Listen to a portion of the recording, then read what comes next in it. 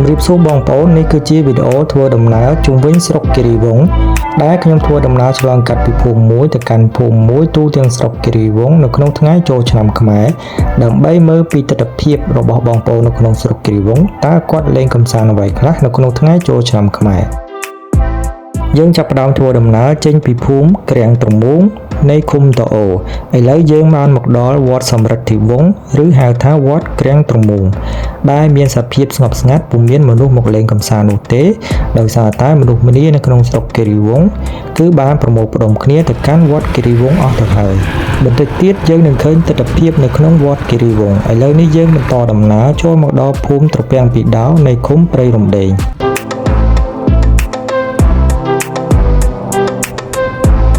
បន្តដំណើរមកខាងមុខទៀតយើងក៏ចូលមកដល់ក្នុងភូមិបពលនៃឃុំព្រៃរំដេងមកដល់ទីនេះយើងក៏បានមកដល់វត្តមួយកន្លែងមួយទៀតដែលមានឈ្មោះថាវត្តបពលឬវត្តមង្គលគិរីនៅក្នុងវត្តបពលក៏មានសភាពស្ងប់ស្ងាត់ផងដែរមិនមានមនុស្សម្នាមកលេងកម្សាន្តនោះទេដោយខុសប្លែកពីជាង10ឆ្នាំមុនគឺនៅស្ទើរតែគ្រប់វត្តគឺមានមនុស្សម្នាលេងកម្សាន្តយ៉ាងច្រើនអ៊ូអរដោយឡែកខុសប្លែកតែរយៈពេលប្រហែលឆ្នាំចុងក្រោយនេះគឺមនុស្សម្នាគេបានប្រមូលផ្ដុំគ្នាទៅកាន់វត្តគិរីវង្សតែមួយវត្តប៉ុណ្ណោះដើម្បីជួបជុំគ្នាលេងកម្សាន្តដូច្នេះនៅតាមវត្តផ្សេងៗនៅក្នុងស្រុកគិរីវង្សគឺមានសភាពស្ងប់ស្ងាត់ឥឡូវយើងបន្តដំណើរមកដល់ក្នុងភូមិត្រពាំងវែងនៃឃុំព្រៃរំដេងនេះគឺជាសាលាសំណាក់នៃភូមិដីក្រហមឥឡូវយើងចូលមកដល់ទឹកដីរបស់ភូមិដីក្រហមឃុំព្រៃរំដេងហើយបន្តិចទៀតយើងនឹងធ្វើដំណើរមកដល់ផ្សារគិរីវង្សនៃភូមិដីក្រហមឃុំព្រៃរំដេងស្រុកគិរីវង្ស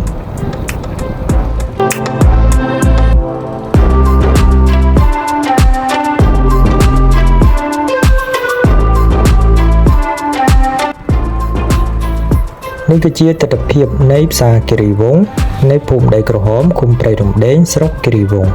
កាលពីអតីតកាលនៅក្នុងសង្គមចាស់នៅតំបន់ផ្សារគិរីវង្សនេះគឺជាទីតាំងរដ្ឋបាលស្រុកគិរីវង្សដូច្នេះហើយទើបតំបន់នេះមានឈ្មោះថាផ្សារគិរីវង្សក៏ដូចជាទីតាំងផ្សេងៗទៀតក៏មានឈ្មោះគិរីវង្សផងដែរដូចជាវិទ្យាល័យគិរីវង្សវត្តគិរីវង្សជាដើមក៏ប៉ុន្តែនៅក្នុងសម័យក្រោយទីតាំងរដ្ឋបាលស្រុកគិរីវង្សក៏បានប្ដូរទៅកាន់ឃុំព្រះបាទជាន់ជុំនៃផ្សារទន្លប់វិញងាកមកមើលទស្សនវិជ្ជាមកដល់វិទ្យាល័យគិរីវង្សនេះយើងឃើញថាមនុស្សម្នាកំពុងតែពពាក់បំពួនមានការស្ទះចរាចរណ៍យ៉ាងខ្លាំងដោយគេបានប្រមូលផ្ដុំគ្នានៅក្នុងវត្តគិរីវង្សដែលជាប់ជាមួយនឹងវិទ្យាល័យគិរីវង្សនេះឯងដូច្នេះយើងមើលទស្សនវិជ្ជានេះគឺកំពុងតែស្ទះចរាចរណ៍ខ្លាំងមែនទែននៅខាងមុខវិទ្យាល័យគិរីវង្ស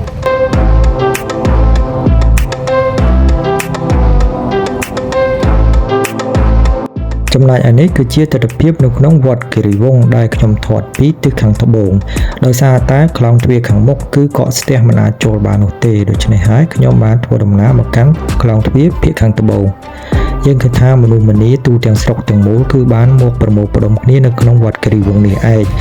ទើបធ្វើឲ្យមានការស្ទះចរាចរណ៍យ៉ាងខ្លាំងនេះគឺជាទស្សនវិជ្ជាមួយផ្នែកទៀតនៅក្នុងផ្នែកខាងលិចនៃខ្លោងទ្វារវត្តគិរីវង្សយើងឃើញថាបងប្អូនកំពុងតែមានការពពាក់ពពួនគ្នាលេងកម្សាន្តក្នុងការប៉ាតម្សៅក៏ដូចជាជះទឹកជាដើម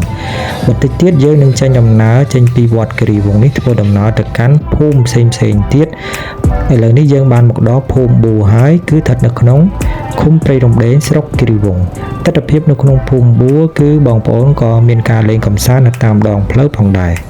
យើងសម្គាល់ឃើញថានៅក្នុងរដូវចូលឆ្នាំថ្មីនេះគឺមានតែយុវជនក្មេងៗប៉ុណ្ណោះដែលធ្វើការលេងកម្សាន្តចំណែកឯមនុស្សចាស់ដែលជាអ៊ំពូមីងគួរតែដឹកនាំក្មេងៗឲ្យលេងល្បែងប្រជាប្រិយ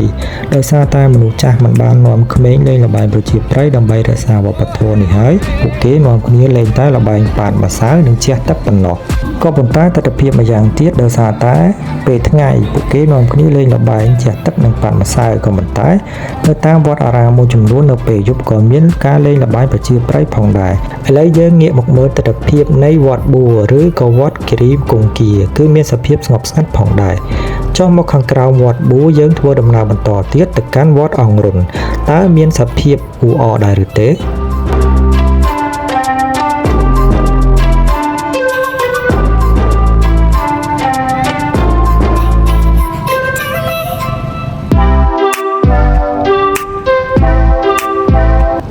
យើងបានធ្វើដំណើរមកដល់វត្តអង្គរុនហើយនេះគឺជាខ្លោងទ្វារចូលទៅក្នុងវត្តអង្គរុនយើងសង្កេតឃើញថានៅទីនេះក៏មានសភាពស្ងប់ស្ងាត់ផងដែរដោយមនុស្សម្នាភាគច្រើនគឺបានប្រមូលផ្ដុំទៅកាន់វត្តគិរីវង្សអស់ទៅហើយឥឡូវយើងធ្វើដំណើរចេញពីវត្តអង្គរុនធ្វើដំណើរមកដល់ភូមិមួយទៀតដែលមានឈ្មោះថាភូមិចំរេះស្ថិតនៅក្នុងឃុំព្រៃរំដេងស្រុកគិរីវង្សខេត្តតាកែវនៅក្នុងភូមិចំរេះនេះបងប្អូនយុវជនក៏នាំគ្នាលេងជះទឹកប៉ាត់ប្រសើរផងដែរ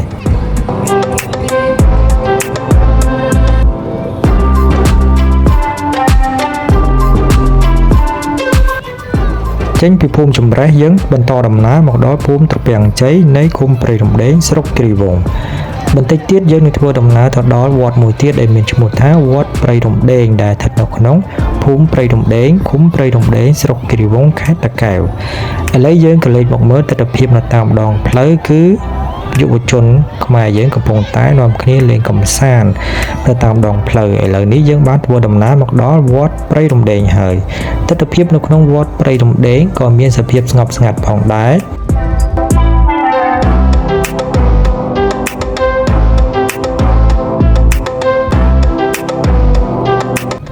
ចេញពីវត្តព្រៃរំដេងយើងបន្តដំណើរមកខាងមុខទៀតក៏បានមកដល់ភូមិត្រយឹងនៃឃុំរៀបអណ្ដើកស្រុកគិរីវង្សខេត្តតាកែវ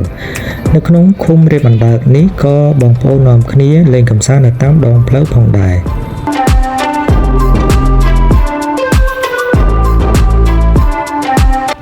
ចំណុចប្រសពផ្លូវបែរជា3នេះគឺជាវិទ្យាល័យសុកអានសុបិននៃឃុំរៀបអណ្ដើកដូច្នេះយើងបានធ្វើដំណើរមកដល់ក្នុងវិទ្យាល័យសុកអានសុបិននេះហើយយើងនឹងធ្វើដំណើរបកក្រោយទៅកាន់វត្តភ្នំផ្លិតឬក៏ហៅថាវត្តគិរីតលផាត់វិញដោយធ្វើដំណើរទៅកាន់ឃុំព្រៃអំពកឆ្លងកាត់ផ្លូវលំមួយខ្សែយើងបានធ្វើដំណើរមកដល់វត្តភ្នំផ្លិតហើយវត្តភ្នំផ្លិតក៏មានសភាពស្ងប់ស្ងាត់ផងដែរនេះគឺជាទិដ្ឋភាពនៃភូមិថ្នល់លោកចេញមកខាងមុខខ្លោងទ្វារនៃវត្តភ្នំផ្លិតយើងចូលមកដល់ក្នុងទឹកដីឃុំព្រៃអំពកហើយគឺភូមិព្រៃអំពកឃុំព្រៃអំពកស្រុកគិរីវង្សខេត្តតាកែវសភាពនៅលើដងផ្លូវកំពុងតែមមាញឹកយ៉ាងខ្លាំងដោយបងប្អូនកំពុងតែធ្វើដំណើរត្រឡប់ទៅកាន់គេហដ្ឋានវិញដោយពេលល្ងាចនេះគេបានធ្វើដំណើរចេញពីវត្តគិរីវង្សបកទៅកាន់គោលដៅវិញសភាពនៅទីនេះគឺមានការកកស្ទះចរាចរណ៍យ៉ាងខ្លាំងដោយសារតែបងប្អូនភាគច្រើនគឺបានសម្រុកចេញពីវត្តគិរីវង្សហើយមនុស្សម្នាភាគច្រើនគឺមកពីទឹកខាងកើតអ្នកខ្លះមកពីឃុំត្របាត់ចំជុំឬក៏ភ្នំដិនជាដើមដូច្នេះមានន័យថាទូទាំងស្រុកគិរីវង្សទាំងមូលគឺបានសម្រុកមកកាន់វត្តគិរីវង្សទាំងអស់ឥឡូវយើងមើលទិដ្ឋភាពកំពុងតែកកស្ទះនៅតាមដងផ្លូវដោយសារតែមានការស្ទាក់ចាប់ម៉ូតូឬក៏ឡានដើម្បីបាត់ម្សៅដូច្នេះហើយធ្វើឲ្យចរាចរណ៍មានការកកស្ទះយ៉ាងខ្លាំង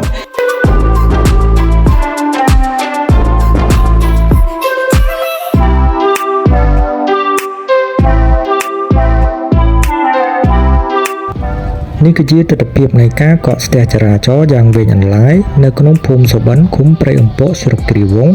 នៅថ្ងៃចូលឆ្នាំថ្ងៃទី3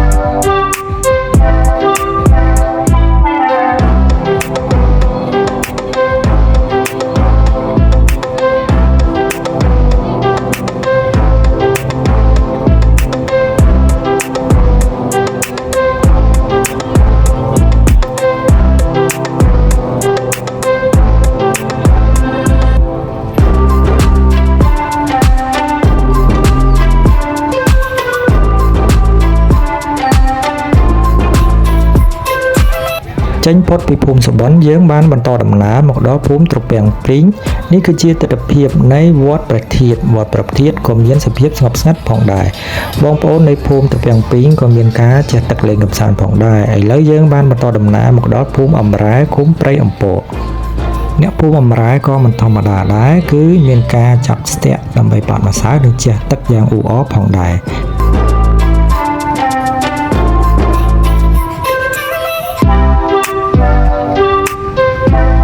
ចេញពីភូមិអំរែទីបំផុតយើងបានធ្វើដំណើរមកដល់ផ្សារគិរីវង្សវិញហើយគឺស្ថិតនៅក្នុងភូមិដីក្រហមឃុំព្រៃរំដេងស្រុកគិរីវង្សខេត្តតាកែវ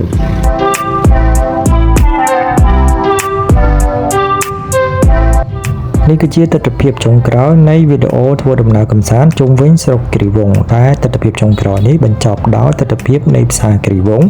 កំពុងតែលេងកម្សាន្តនៅក្នុងថ្ងៃចូលឆ្នាំថ្ងៃទី3